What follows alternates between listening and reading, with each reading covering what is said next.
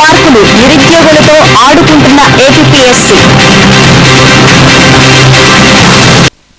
ఏపీపీఎస్సీలో ఇది మరో కొత్త లీల. రాత పరీక్షలో టాపర్ కు ఇంటర్వ్యూలో 0 మార్కులు, ఫలితంగా ఉద్యోగం మిస్. వివాదాలకు కేంద్రమైన ఏపీపీఎస్సీలో చైర్మన్ ఎవరైనా వింతలు విచిత్రాలకు మాత్రం కొదవలేదు. 2001లో జరిగిన ఈ కేసులో న్యాయ పోరాటం చేసి లెక్చరర్ ఉద్యోగం పొందిన వ్యక్తికి ఇప్పటికీ ప్రభుత్వం నుంచి సరైన న్యాయం జరగలేదు.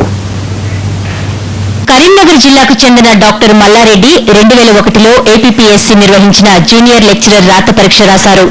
450 మార్కులకు గాను 336 మార్కులు సాధించి జోన్లో టాప్ 2గా నిలిచారు. ఎంఏ గోల్డ్ మెడలిస్ట్ అయిన మల్లారెడ్డికి అదే ఏడాది సెప్టెంబర్లో జరిగిన ఇంటర్వ్యూలో 0 మార్కులు వచ్చాయి.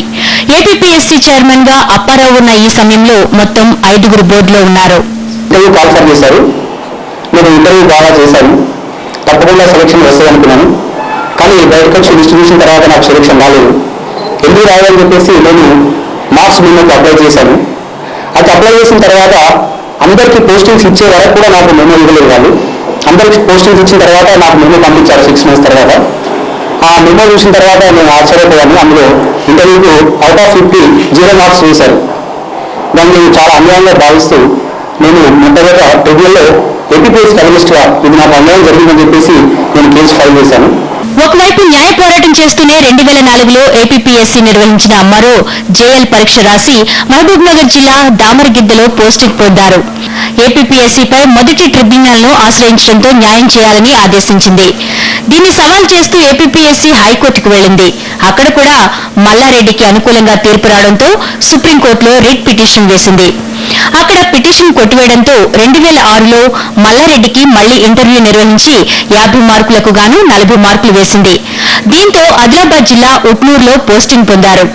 మల్లారెడ్డి కేసు కోసం ఏపీపీఎస్సీ సుమారుగా 2.5 లక్షలు ఖర్చు చేయగా మల్లారెడ్డి కూడా 1.5 లక్షలు వెచ్చించారు. 2001 నోటిఫికేషన్ లిస్టులో మల్లారెడ్డిని కలిపినా అప్పటి బెనిఫిట్ పే స్కేల్ మాత్రం ఇప్పటిదాకా అందడం లేదు. అయితే ఈ విషయాన్ని నేను ఎప్పుడో మీడియా దృష్టికి కానీ తీసుకురావాలని అనుకున్నాను, కానీ అటు ఏపీపీఎస్సీని కానీ ఇటు డిపార్ట్మెంట్ కానీ ఈ బయటకు తీసుకురావడం నాకు ఇష్టం లేకుండా. నేను డిపార్ట్మెంట్లో పనిచేస్తున్నాను కాబట్టి బయటకు తీసుకురావడం నాకు ఇష్టం లేకుండే.